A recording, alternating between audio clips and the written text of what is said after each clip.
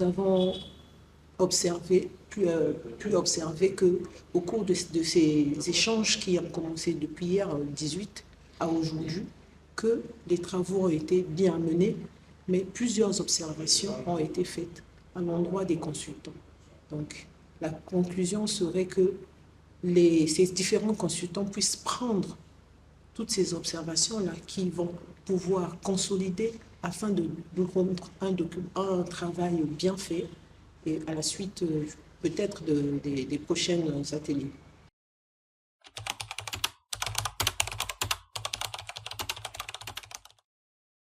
La problématique de la double taxation est une vieille problématique au sein des unions douanières, surtout en Afrique.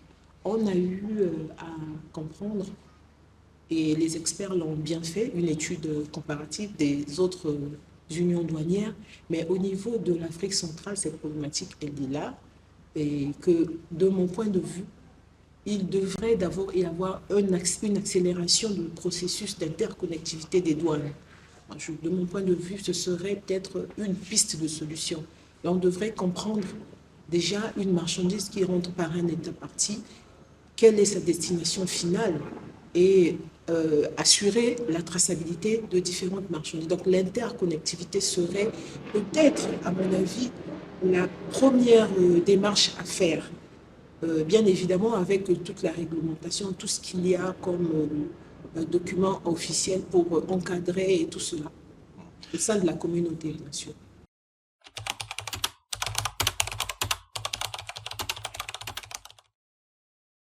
Nous, on va dire, nous travaillons sur la base du code CEMAC.